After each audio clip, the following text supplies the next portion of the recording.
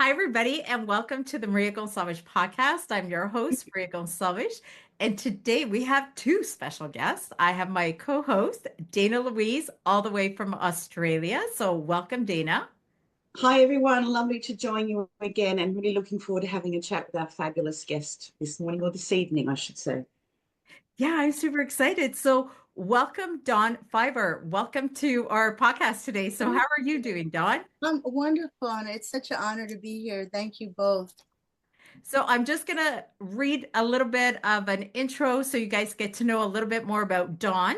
So Dawn is a reverend. It's Reverend Dawn, correct? Correct. Yeah. Thank you. And she is a minister, a spirit artist, a medium, a psychic, a teacher at the Journey Within Spiritual Church in the USA. So I love that because I've taken courses there. I think that it's an amazing organization. It's a special place, isn't it? It is.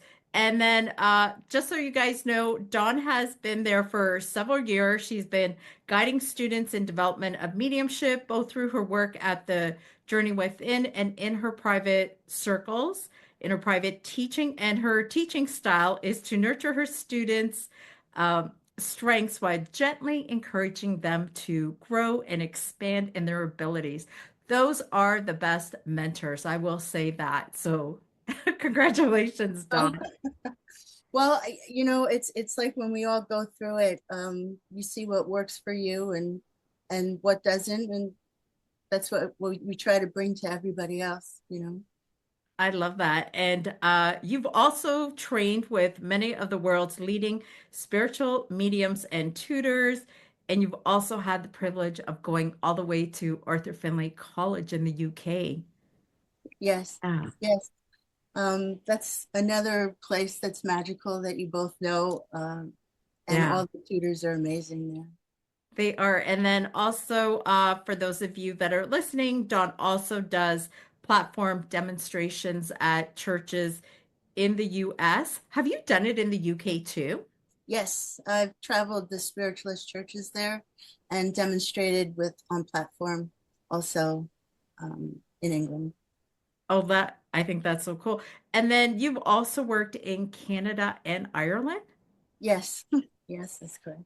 Oh, look at you. You have quite a passport. I love it. So welcome, welcome. Oh, and before I forget, she has also been featured in publications, including Psychic News Magazine. You make me sound so good.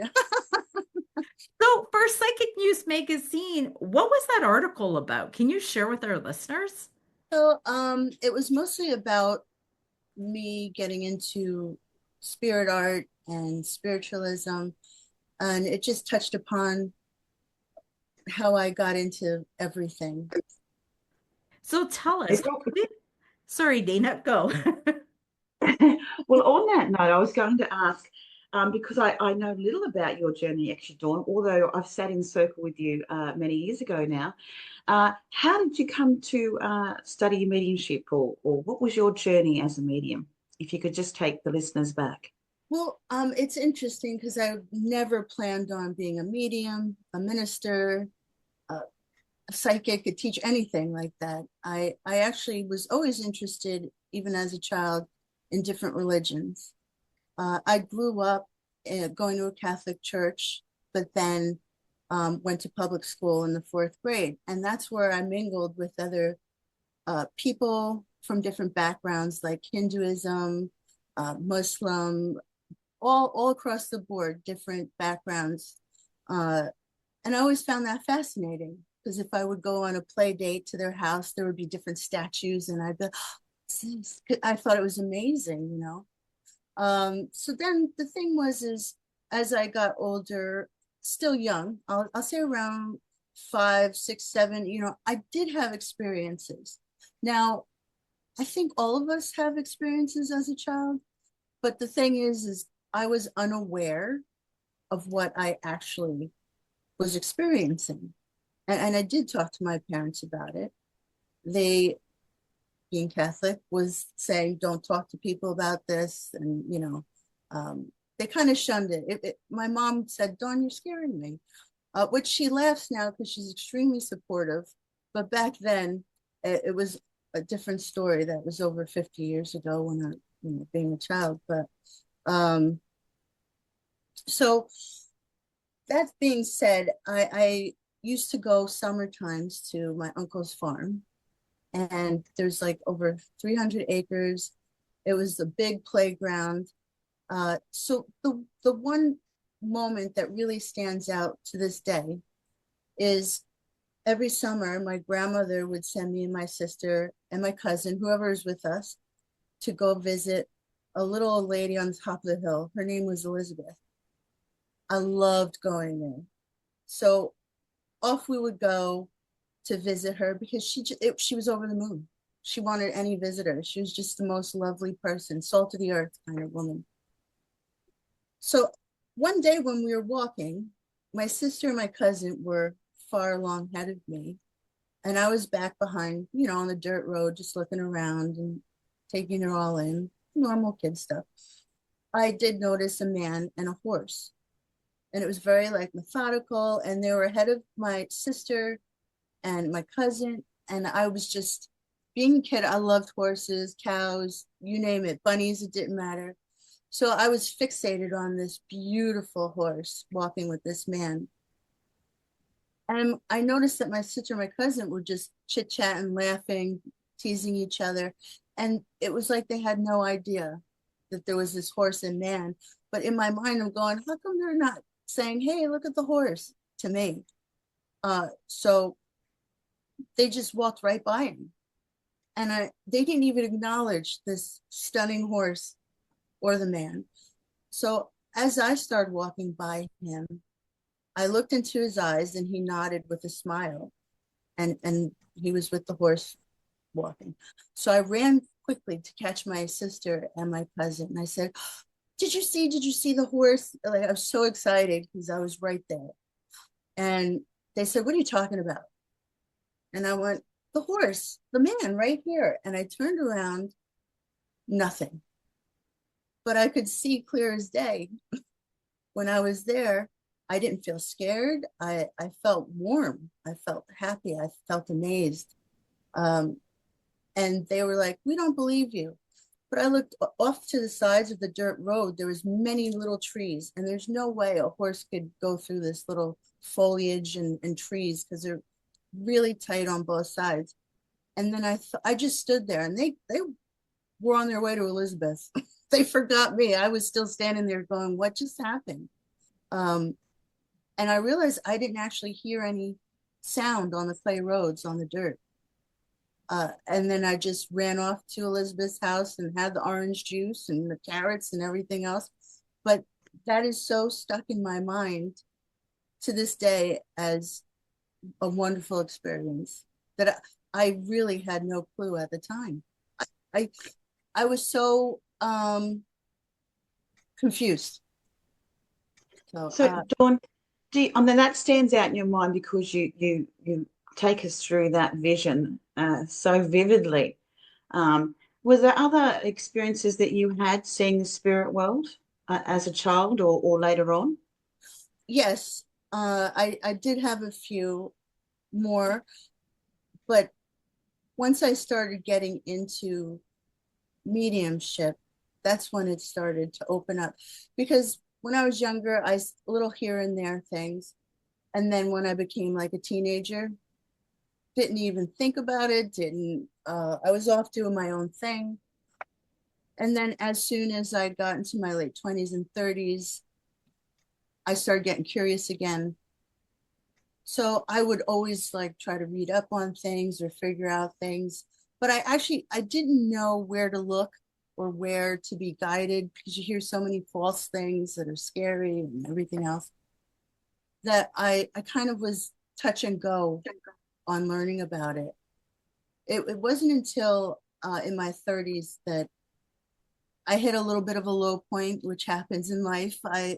So I wanted to do self-healing, self-work. It was just time that I felt. So I actually went to Sedona, Arizona, which has a big metaphysical following and all these different things you could do. So I I did everything just to experience it, if not anything else, just for the experience. So I would do breath work. A shaman took me to the vortex and drumming and sound healing. Just I was being open to everything. After that, that's when my journey just started taking off because I came back home. I'm in New Jersey. And I said, you know what? I'm going to go see a psychic and a medium and see. Like, I felt like a shiny new penny. I was ready. I was like, what's the new year going to bring me? So I looked up and saw Janet Nohavec's name. Amazing reviews. And that's what I was going by was the reviews. The thing was, is when I called up, her wait list was over 2 years. And I said, that's not going to help me. Kind of want to know what this year is going to be about. So I went down the list and there was another medium, great reviews, was in the church, a minister and everything. So I went to book her. And the next week when I went to her, I was in the car and I was excited because I was like, I feel great. This is new me, new dawn, new year. And I'm in the car and I became aware of a spirit with me. And I never knew what to do with it. I never tried to read anybody at that point. I was just trying to figure out what it was, if it was real or fake, everything else. And she gave me her name. She talked about her children, and it was so vivid. And I actually felt quite emotional. So when I got to it was at a yoga studio where her office was, this one medium. She opened the door and she said, are you okay? And I said, yeah, I think so, but something weird happened.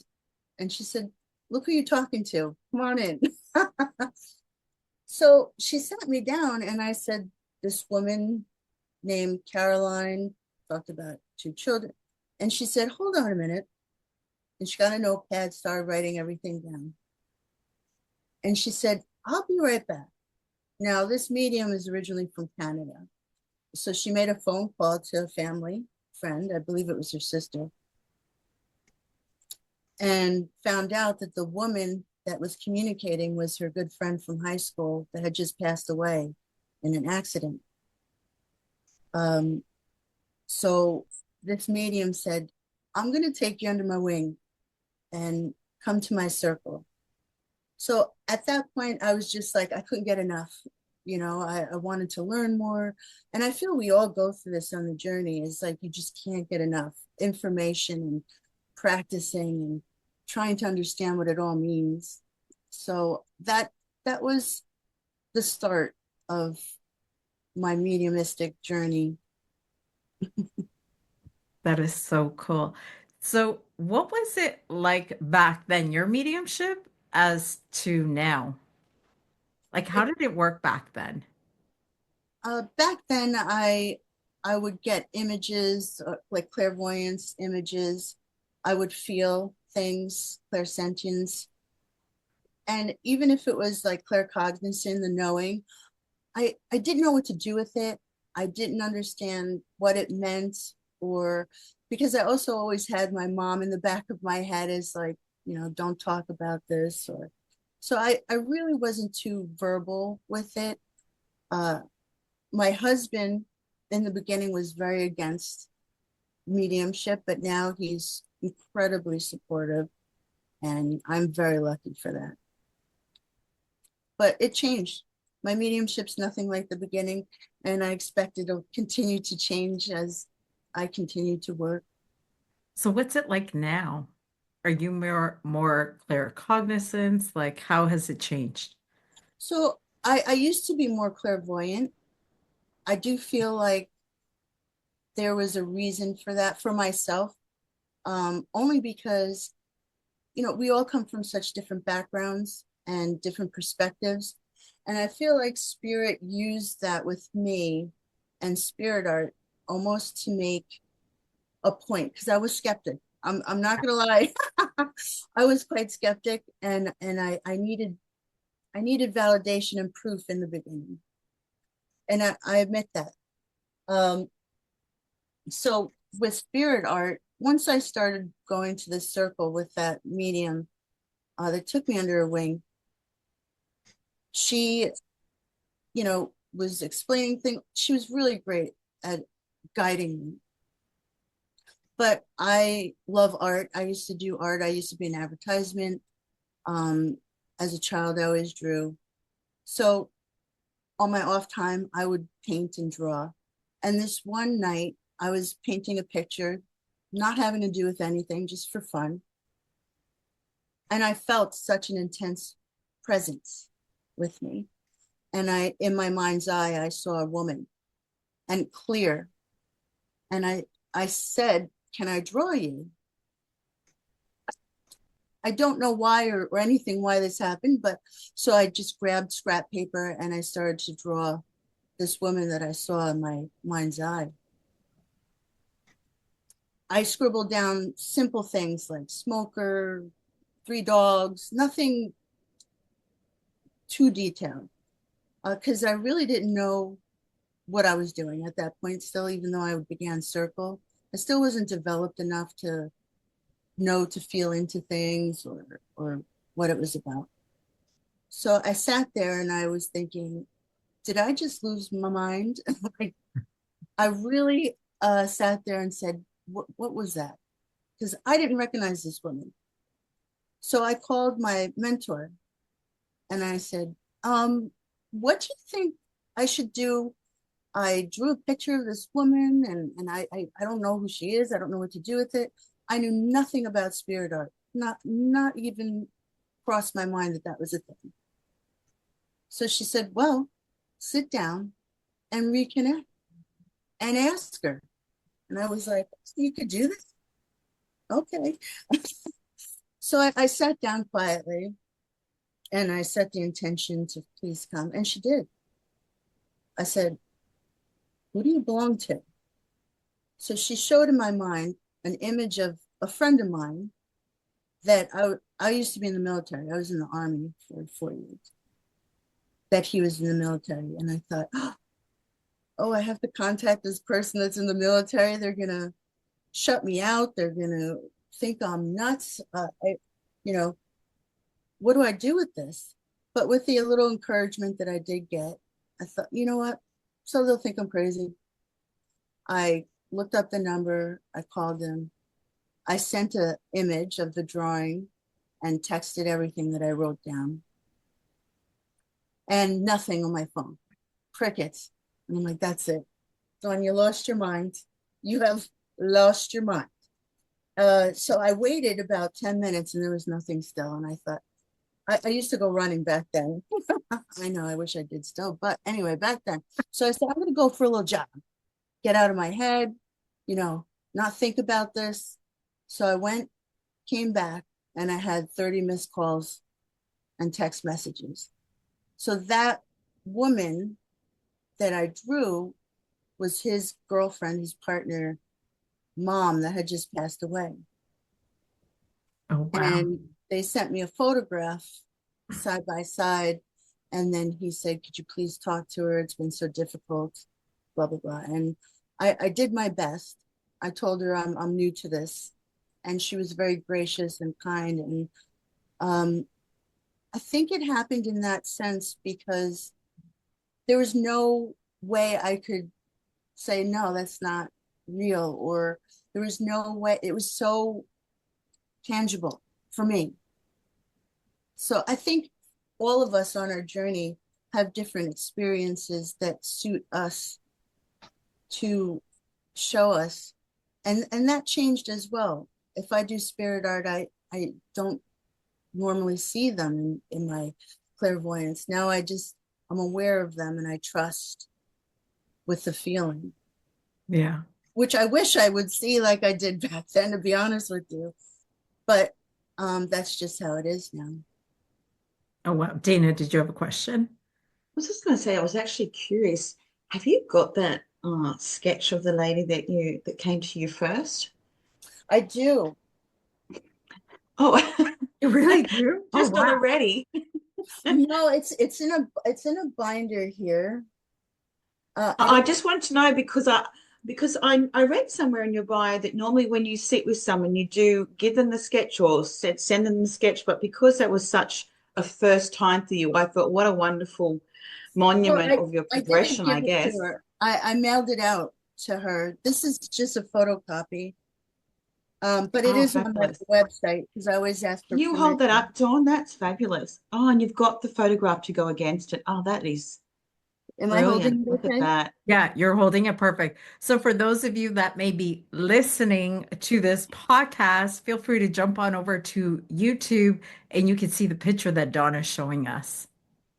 But I always give them the drawings and then I'll take a snapshot or and I recommend anybody on the journey of doing spirit art or anything of that sort. It is nice to keep a little binder for yourself. I have gotten lazy over the years, but I also, if I am to use their reference on my website, I always ask for permission because there's quite a few people that it's very private and it could be something they don't want to share, and I respect that 100%. Dawn, if I can just go back, because I find it quite fascinating when we interview different people on their journey and their background, because not all of us start out knowing or training from the get-go. We have lives, careers, etc. But you mentioned that you were in the military, and that kind of went, oh, I never envisioned that for Dawn. How would you Yeah. say that that time, because it's such a disciplined act of service, how would you say that that actually influenced or shows up in your mediumship, perhaps? Well, it's interesting. I do feel that it does help me in different scenarios as understanding militaries, because sometimes if I do see clairvoyantly a uniform, it might be um, different styles. So it could look like a Navy uniform, it could look like an Army, a Marines, and also at different colors could be different stages. Like in the 40s, they're different from the 90s, and today they're different again. I also feel that it helped me in the sense of discipline in a way that is helpful for sitting in the power, as trying to study. Really, it did help me in many ways. I did not do mediumship when I was in the military, although I still read and was fascinated even with books about life after death and all sorts of things like that. So we're talking about reading and it influences upon the medium's mind rather. What's the standout book for you that helps you on your journey? Do you have one? Well, I actually have many. I thought so. That glance to the left. I Yes. thought there's a library. So I'm open to all of them because I do believe it's important to understand a lot about grief as well. So it's not necessarily about mediumship in the sense of connecting to loved ones, but connecting to spirit that's here in front of me. So I do like to read books about the different stages of grief because I feel like that plays very well into what we do. Because when you start, you're not realizing you're so hyper focused on what I'm getting, or is this the spirit communicator, and if I'm saying it right and everything. In the beginning, you almost forget that there's someone there that has a broken heart or that needs that one moment of peace that you're holding space for them. So I try to look at different aspects in that way. It's hard to say because I love Glenn Edwards' books, Janet Nohavec. It's really endless with the different types. Did you at any point train with Janet? Yes, I 100%. She was my main mentor. Yeah. Uh, so she, without saying yes, because I used to go to church. It's right here, Journey Within. It's like a stone's throw away. And when I started, I was in circle every Mondays, and then Wednesdays they did healing services and messages. And at the time, I just couldn't get enough. I would go to both services on Sundays in person, and she got to know me right away. um, we became actually really good friends, and she gave me amazing opportunities, not only to demonstrate with her at the church, but out in public for uh, different charity events. She took me to Lilydale. And I thought I was there for a little fun because she was teaching with Mavis there. And then I met up with them at lunch and she said, "Oh, you're going to demonstrate at 3 o'clock." And I said, "Oh," but it was such an opportunity. It's amazing. Uh, and Janet, she had this special way is she would find your strength, everybody's different individual strength, and she'd make you shine. And if you were happy about something, she was truly and honestly happy for that person. So she was very significant in my life, and I miss her terribly. So, do you remember the first time you did a demonstration with Janet? What was that like? If you remember. I do. I mean, so when we were in the circle, there was a group of us. The thing about Janet also is she would never put somebody up on platform unless she felt they were ready. And I think that is so important because it could crush someone if they're not. But she would believe in you, and there's nothing you couldn't do. If she says, "Oh, you could do this," there's nothing you could do it because Yeah. she had that. She had this beautiful quality where she could command a room in silence. You don't see that. Mm. Yeah. I would go to all of her demonstrations and all the mediums that she would bring. I would go just to learn their vocabulary, how they dealt with hecklers, uh, all these different scenarios. And so for her as a mentor, it was more in a mentor of actually doing. Because I've taken many classes over the years with many different mediums. But she gave the opportunity to actually do it. And she walked the walk and talked the talk. So And she's, Dawn, I believe you're teaching and you have been teaching for several years now. yeah, Uh, do you find yourself influenced with by Janet in spirit when you're teaching? Do you sense her as you're teaching? I actually do. I do, 100%. She was the one that, she was the one that said, "You're going to teach now." And I said, "Oh." She goes, "No, you are. You're going to do it." So again, I trust her, but 100%. So how, sorry, Dawn, how does that show up when you're teaching someone? You mentioned that Janet had a way of bringing out the best in someone and making it shine. Yeah, Is that something that you try to carry through with your teaching? I really do. Because I really think that that was such a special quality, and we all learn different. Mm. And there's also different times of people learning. So students will say, "Oh, how come she's getting this?" Or but guess what? You're gonna get it. And Mm. it's ebb and flow. So sometimes someone's a little slower off to start, and then they go flying, and then the other person stalls out. So it's interesting in a sense of I always keep her in my mind because I do look for their strengths. And if they're having a hard time with an exercise or something in class, I'll try to do an exercise that I know that that person will shine next week, you know? And I'm not saying I make it lower or less than because it's all great. But I think it's important for you to take time with each individual and get to know their spirit of what works for them and how they may see things. Probably. Maria. So, do you have a favorite class or course you like to teach? Well, I right now I'm doing intermediate at the church. Uh, I love it. I get excited when I see people, even beginners. It doesn't matter what level, to be honest. Yeah. I don't really have a preference in the sense of when I get so excited is when they get excited, and it almost is a reminder of like that time when you couldn't get enough, you know.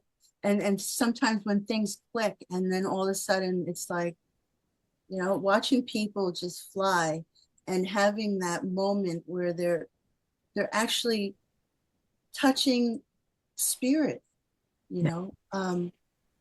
It floors me. I'll never get tired of it. So I do have a question. This is a random question. For those of you that are listening, go on over to the YouTube channel. You have this gorgeous ring. It's huge. Oh. The story with that ring, because I'm like super curious. Oh, this one, this is the one. Yes, I'm is just there a story? Gujarati. I have rings everywhere, but this one is so you know the dandelions where you make a wish? Yeah. So they're under a glass, Oh, and I that's also a little reminder to myself as, you know, the things you want or look forward to, or just the simple things. So yeah, that's the ring. okay. I knew there was a story there. I am curious because I've heard like different mediums when they do platform, is that like do you wear that piece of jewelry every time you do platform? I'm just curious if you have a thing. I, I know some do, some don't. well, I do wear certain things, and I don't feel like it'll make me better or worse or anything like that. But I do wear a lot of family jewelry. Like this was my grandmother's, my uncle's, and a baby ring, also from family. So I do tend to wear things just personally, just because I like to have them around me and with me. Yeah. I knew there was a story there with the rings. I was so curious. So I am. Now, Oh, sorry, Dana, you want no, to? Maria, please. Okay, so the question that we always ask the people that we interview, for those that are brand new to mediumship and they don't know where to start, like as you were talking, there's so much to choose from. What would Dawn recommend that they start? What's step one? Well, so step one, I do believe psychic classes are wonderful. I do believe also that sometimes the psychic classes get the short end of the stick when it really helps mediumship, and it really is.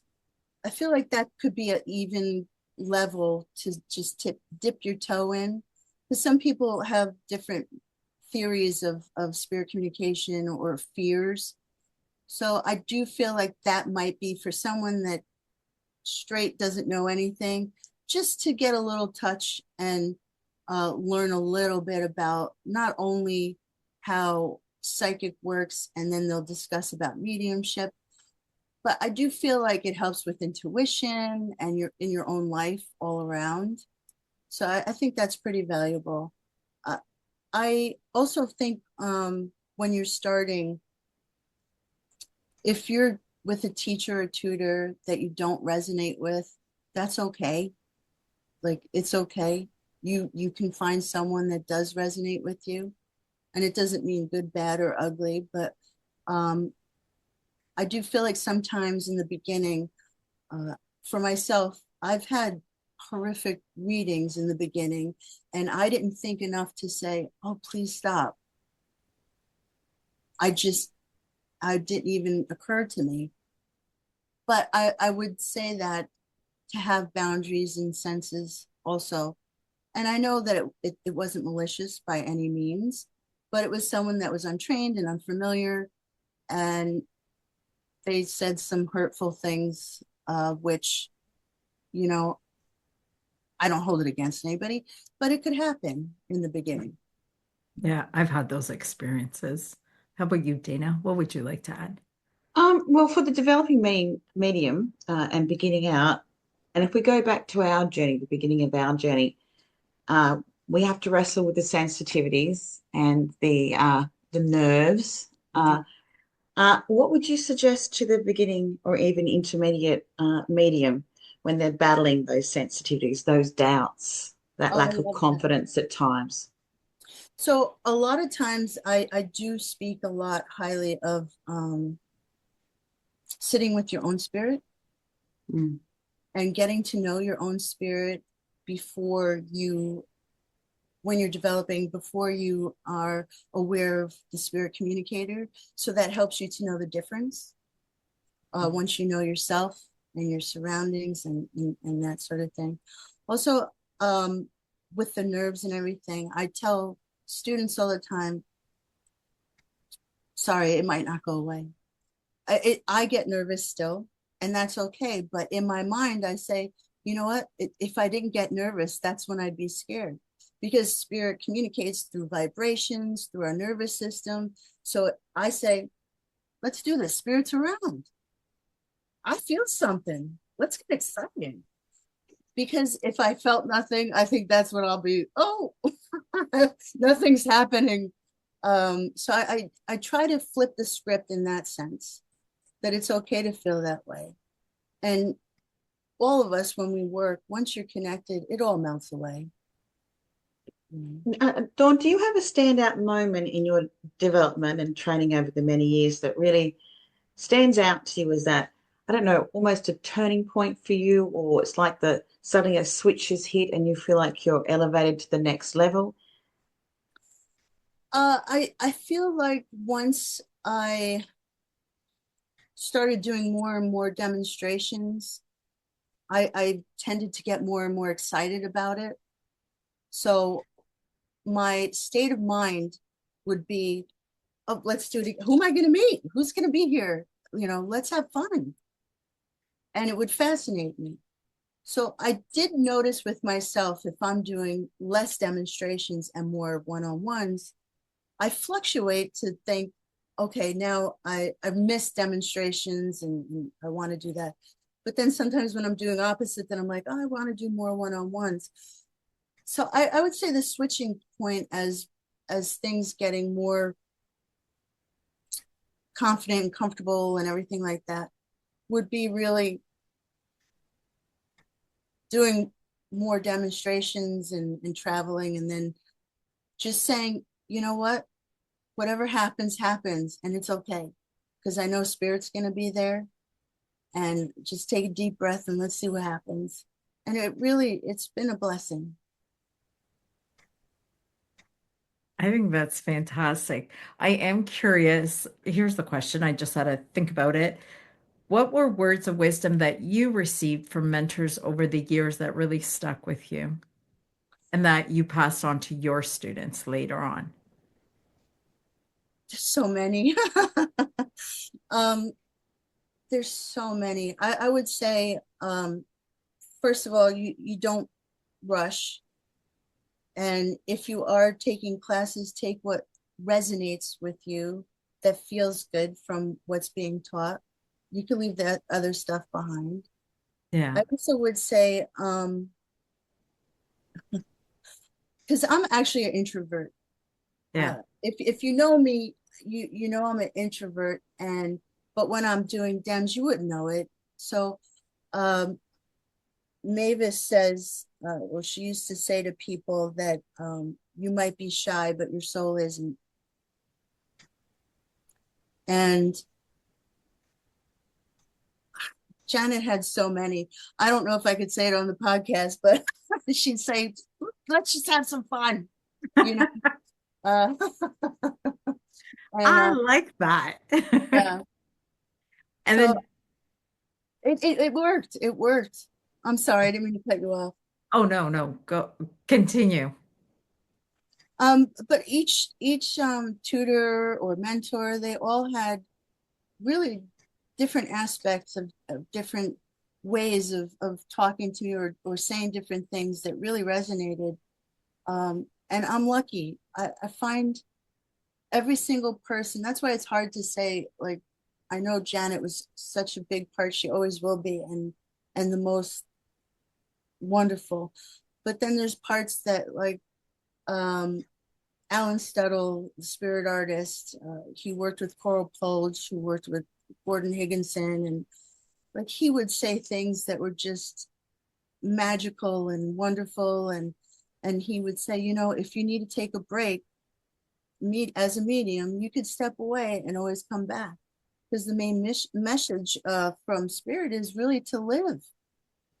You know, sometimes we get so caught up in being in the spirit world all the time that we're not outside having fun or doing our hobbies or so, but it's okay. It's okay to do that.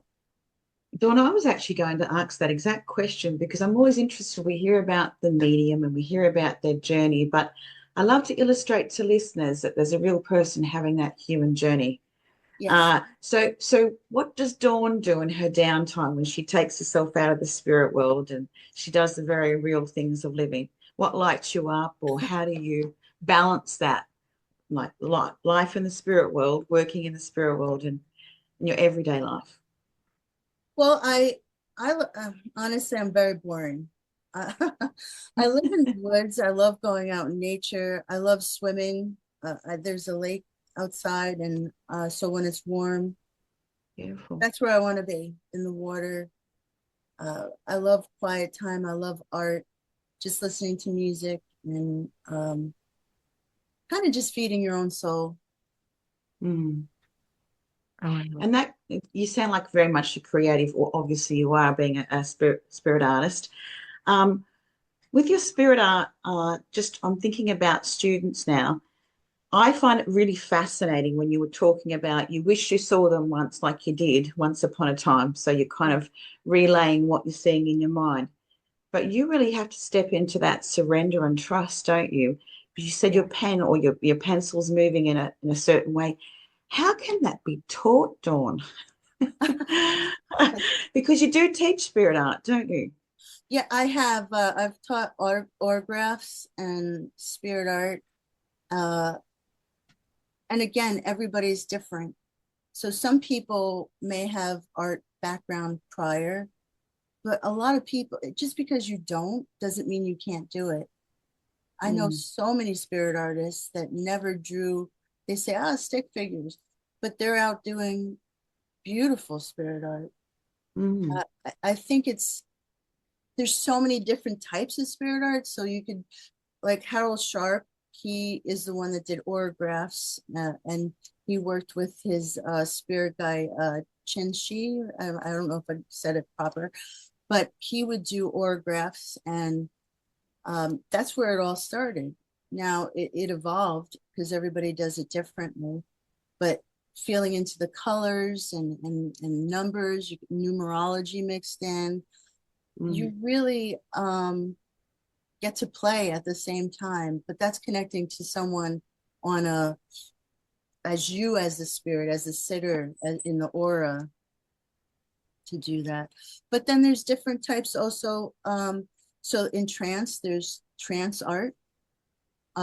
You could have your eyes I do not do this, but there's medium like Lynn Control that has so in trance, with her eyes closed with two pencils, beautiful portraits of spirit for someone in the audience, and it's magnificent.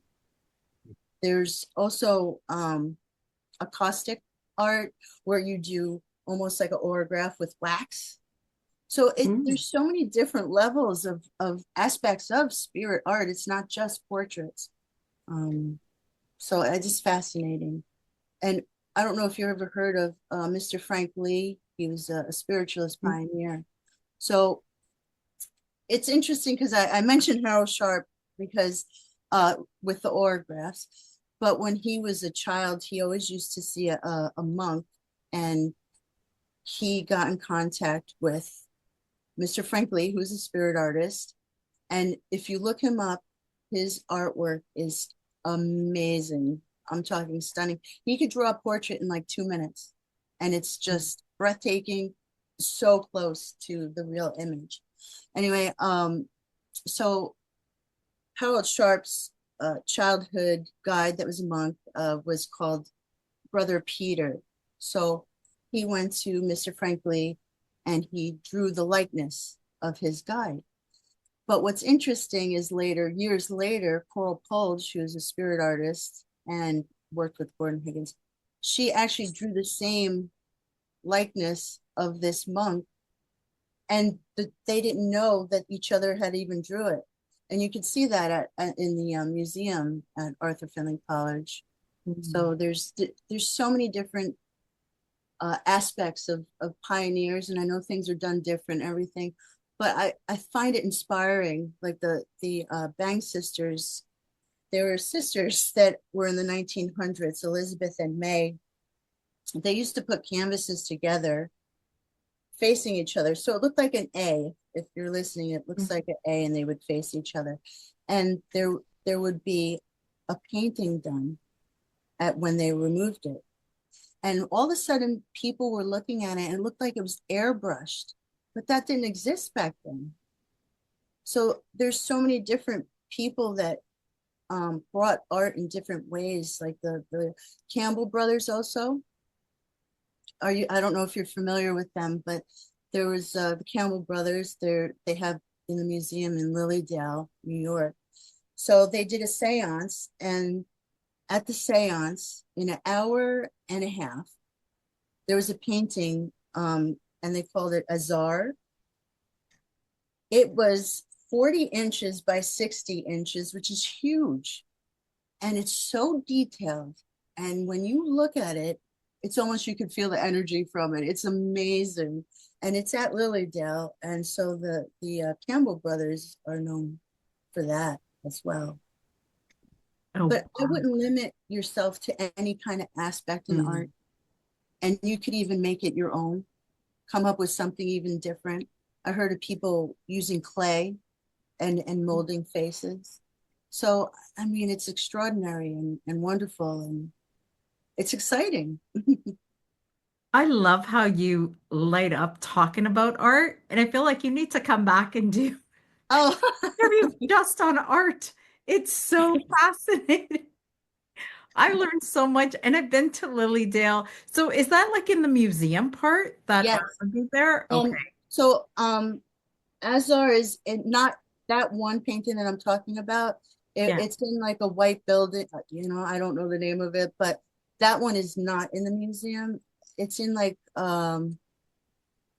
it's where they put all the guests and everything. I can't think of the name, but it's a big white building, and it's downstairs, and they have pictures of Lincoln and all sorts of wow. Next time I go, now I have to go look for it, because their museum, when you go in there, there's a lot of art there. There's a lot of history. Yes. There's a lot. Yeah, and it's amazing because the stories of them, back then they didn't have the technology like airbrush and all this stuff. And they actually sent different images out. Like there's a picture of, I don't know who, I can't remember, so forgive me, but one of the spirit artists did spirit art of someone. Maybe it was the Lincoln. I can't remember. I don't want to say the wrong thing.